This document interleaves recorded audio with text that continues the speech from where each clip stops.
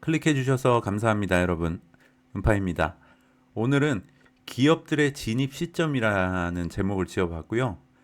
지난 시간의 이야기를 쭉 이어서 하다 보면 요 제목과 관련된 이슈를 우리가 어느 정도 짐작해 보거나 확인할 수 있을 것 같아서 제목을 이렇게 지어봤습니다. 지난 시간에 자국의 통화 가치가 붕괴된 나라에 대한 이야기를 조금 했었죠. 그래서 뭐 이런 나라들 이야기를 했었고, 여기에 사는 이제 국민들은 자국의 통화를 가지고 이제 경제 활동을 하고 먹고 사는 게 굉장히 고단하다. 그래서 그 돈의 가치를 지키기 위해서 스테이블 코인을 활용하고 있다.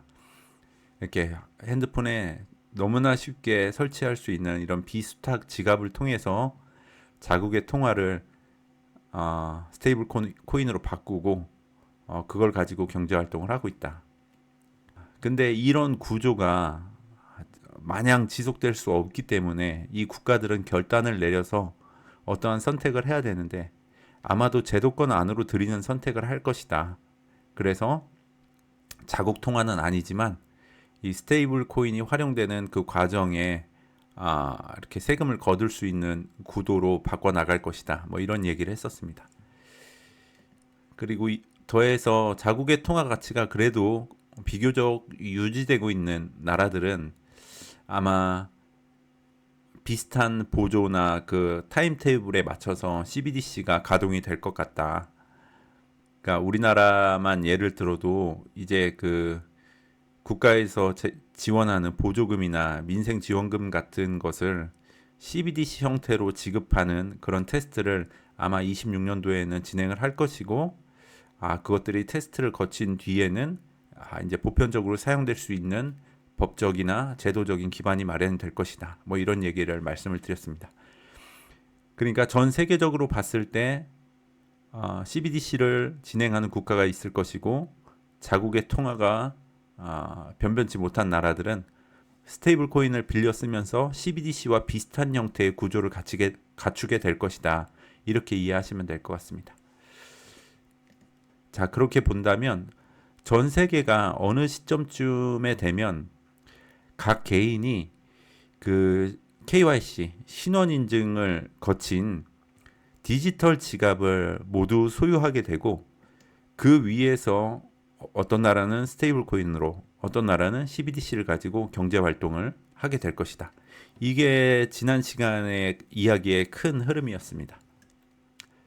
자, 요 시점에서 한 가지 짚어보고 넘어갈 게, 우리가 흔히 코인이라고 부르는 암호 자산과 관련된 세금이 우리나라를 비롯해서 전 세계적으로 거의 양도소득세에 국한되어 있습니다. 이제 법인이 주체가 된다라고 하면 법인세의 이름으로 바뀌기도 하지만, 이게 이제 비트코인이나 이더리움 뭐 이런 데에 투자를 하면서 매수 매도하면서 생겨난 그 차익 있잖아요. 차익분에 대해서 양도소득세를 매기는 것이 현재 이 코인과 관련된 암호 자산과 관련된 세금의 흐름입니다. 전 세계가 동일합니다. 이런 세금이 법적으로 인정받고 있고 시행되고 있다는 것은, 바꿔 말하면 현 시점에서는 이 코인을 암호 자산을 투자 자산으로 본다고 우리가 해석해야 됩니다. 그렇죠. 왜냐하면 법적으로 이걸 투자 자산으로 인정하기 때문에 이 세금을 걷는 거잖아요. 그러니까 우리나라를 비롯한 전 세계가 현 시점에서는 대부분 코인을 투자 자산으로 보고 있다. 이렇게 이해를 하는 게 맞습니다.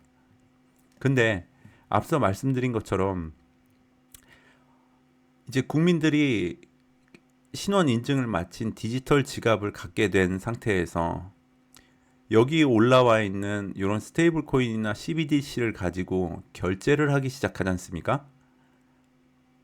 그렇겠잖아요. 그러니까 테스트를 다 거치고 나서 본격적으로 도입이 돼서 이 CBDC가 사용된다라는 것 자체가, 이 CBDC가 디지털 원화를 가지고 어떤 서비스를 사기도 하고 상품을 사기도 할 거잖아요. 그러면 이게 결제를 하는 거잖아요. 디지털 원화를 가지고 결제를 하는 거잖아요. 이렇게 되면 어떤 법적인 기반이 필요한가요? 그때부터는 결제형 자산으로 봐야 하는 제도적, 법적 기반이 필요한 거예요. 과세 규칙이라든지 이게 어떻게 거래된 내용이 신고가 되어야 되는지 부가가치세, 소득세 체계까지 확장이 되어서 법적인 제도적인 기반이 마련되어야 이거를 시행할 수 있다는 거죠. 그렇겠죠. 이게 없는 상태에서 그냥 주고받으면 뭐예요? 탈세잖아요. 신고가 안 되니까요. 체계가 없으니까요. 불법적으로 인정받을 수 있는 리스크가 너무 크다는 거죠. 그러니까 이게 준비되기 전에는 이게 안 된다는 거죠. 바꿔 말하면 이게 시행된다는 것은 이게 마련이 된다는 얘기인 거예요. 이때가 되면 현재까지 투자 자산으로만 바라보던 코인이 여기 국한되지 않고 결제형 자산으로 인정받았다는 소리가 되는 거잖아요. 그쵸? 근데 은파 너 뭔 소리냐? 지난번에 뭐 보니까 트럼프 형 가가지고 햄버거 집 가갖고 비트코인으로 햄버거 결제하고 테슬라 자동차 한때 이 비트코인 받아서 팔기도 했는데 무슨 투자 자산으로만 본다고 얘기를 하냐 이렇게 말씀하실 수 있는데 이 결제 프로세스를 보면 자 테슬라에서 자동차를 팔 때 비트코인을 받았어요. 그리고 특정 프랜차이즈에서 햄버거를 팔 때 코인을 받아요. 그래서 이제 소비자가 와서 코인을 내죠. 그러면은 이때에 결제 대행사가 개입을 하게 돼요. 그 대표적인 게 비트페이하고 코인 게이트라고 하는 뭐 결제 대행사인데 소비자가 코인을 결제를 하면 이게 이 업체에 결제되는 게 아니에요. 결제 대행사한테 입금이 되고 결제 대행사는 겁나 빠르게 달러로 요거를 환전을 하는 거예요. 달러로 환전을 해가지고 가맹점에는 코인이 아닌 달러로 입금이 되는 거기 때문에 그 이 회사 입장에서는 어떤 세금 처리라든지 어떤 신고의 의무를 갖추는 것이 그 자국의 법정 화폐 프로세스를 그냥 따라가는 거기 때문에 전혀 문제가 되지 않아요.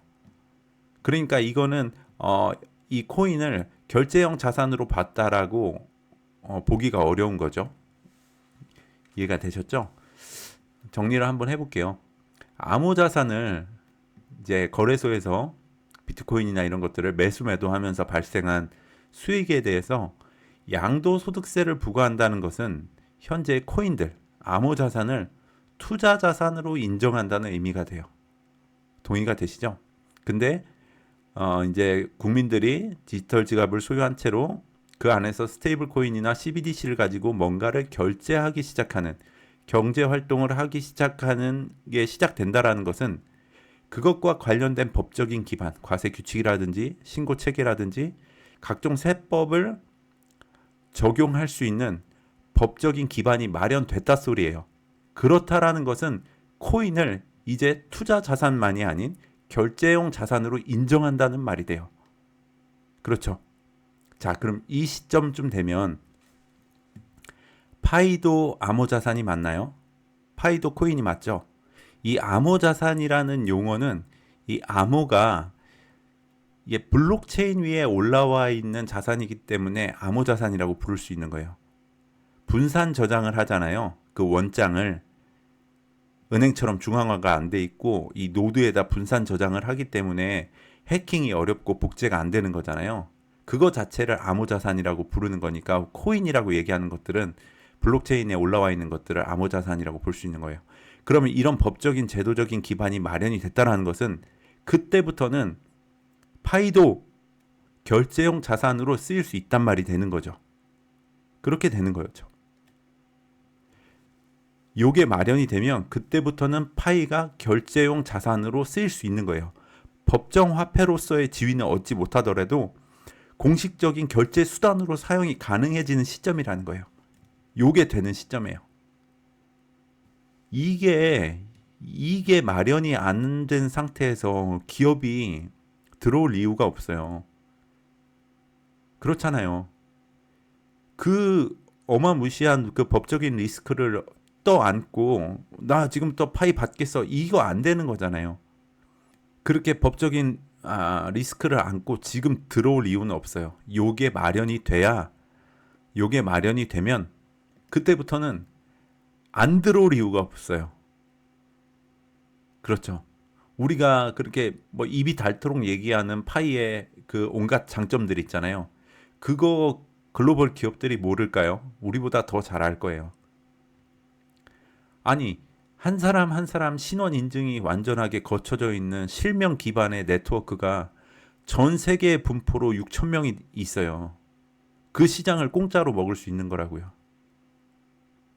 그리고 그 결제 수단도 지금은 그 글로벌 기업들이 각 나라별로 결제 수단이나 그 나라의 나라 현장에 맞는 세법들에 맞춰서 세팅을 해야 되기 때문에 복잡하다고요. 근데 파이는 뭐예요? 전 세계가 한 가지 결제 수단으로 되어 있죠. 엄청나게 유리한 거라고요. 그리고 국가가 됐든 어떤 기업이 됐든 금융기관이 됐든 결제 대행사가 됐든 파이가 갖추고 있는 이 신원 인증 시스템을 기반으로 된 이 네트워크는 협업하기가 너무 좋은 거예요. 너무 편한 거예요. 왜냐하면 리스크가 엄청 적잖아요. 지난번에 말씀드린 것처럼 XRPL 랩스에서 만든 지갑이 있었잖아요. 리플 홀더들이 많이 쓴다는. 그거는 신원 인증이 안 돼 있잖아요. 이러한 법적인 기반이 마련이 돼도 그런 지갑은 못 쓴다고요. 리스크가 크잖아요. 누구 건지 모르잖아요. 안 된다고요. 그러니까 요 시점이 지나가면 파이가 날개를 달 거예요. 온갖 기업들이 와서 이제 코드 꽂으려고 난리가 날 거라는 거죠. 이런 법적이나 제도적인 기반이 마련되고 시간이 흘러가다 보면 결국 이게 두 가지 트랙만 남게 되는 거예요. CBDC나 스테이블 코인을 활용할 수 있는 국가가 주도해서 만들어 놓은 신원 인증을 거친 지갑 하나, 그리고 민간에서 나온 파이 지갑 하나. 제가 아주 그 초창기부터 계속 말씀드렸죠. 두 가지 트랙이 나올 거다. 이 공적인 부분에서의 통화, 그리고 민간 영역에서의 통화가 나올 거다. 이렇게 계속 말씀을 드렸었어요. 그 공적인 부분에서의 통화의 베이스를 제공하는 것은 리플하고 스텔라가 될 것이고, 민간 영역은 파이가 될 것이다. 이거 제가 거의 첫 영상에 아마 말씀을 드렸을 거예요. 흐름을 보세요. 그렇게 될 수밖에 없겠죠. 왜냐하면 이 신원 인증을 거친 지갑만이 살아남는데 그 지갑이 지금 딱 두 종류밖에 없잖아요. 민간에서 나온 파이하고 이제 국가 주도로 CBDC나 스테이블 코인을 활용할 수 있도록 국가가 주도해서 모든 국민이 신원 인증 지갑을 갖게 할 거라고요. 공적인 부문에서 우리가 만들어야 되는 신원 인증 지갑이 하나 있을 거고, 민간에서 나온 파이 지갑이 이 투 트랙이 남는다고요. 결국은. 근데 시간이 지나면 누가 이기겠나요? 이 구조에서는 파이가 시간이 지나면 지날수록 이길 수밖에 없는 이유가 있어요. 너무 분명해요. 이거는 또 다음 시간에 또 말씀드리도록 하겠습니다. 오늘 내용을 정리하면 핵심은 현재 코인, 아무 자산은 투자 자산으로만 보고 있다. 우리나라를 비롯한 전 세계가. 근데 스테이블 코인과 CBDC가 시작된다라는 것은 코인, 즉 암호 자산이 결제형 자산으로 인정받는 순간이 된다. 그때가 되면 파이도 결제형 자산이기 때문에 파이 생태계를 눈여겨보고 있던 글로벌 기업들이 코드를 꽂기 위해서 안달이 날 것이다. 기업들이 이제 생태계로 들어오는 순간은 아마 그 시점과 맞물릴 것이다. 이게 핵심이 되겠습니다. 그럼 우리는 어떤 추이를 지켜봐야 되겠나요?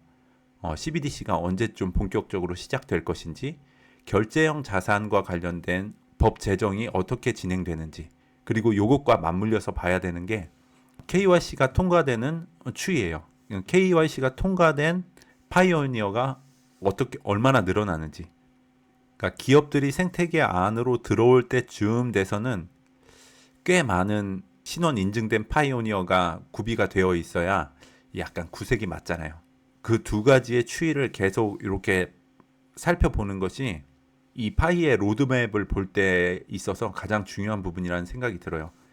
그러니까 뭐 요즘에 뭐 유럽 상장과 관련된 이런 이슈 때문에 이야기들이 많긴 한데, 파이는 거래소에서 그렇게 하려고 만든 파이가 아니기 때문에, 화폐가 되려고 나온 애기 때문에 화폐가 되는 과정을 우리가 추이를 지켜봐야지, 기존의 패러다임처럼 다른 코인들이 거래소에서 어떻게 펌핑되는지 그런 경로에서 호재들이 어떻게 작용하는지에 계속 이 시선을 뺏겨 있으면 이 실망감이 계속 쌓이겠잖아요. 그죠?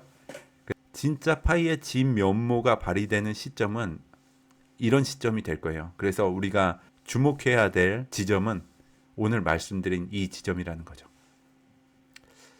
네. 오늘 준비한 영상은 여기까지고요. 다음 영상으로 또 찾아뵙겠습니다. 구독 안 누르신 분들 구독 눌러주시고 이번 영상에도 좋아요하고 댓글 많이 남겨주시면 감사하겠습니다. 시청해주셔서 감사합니다.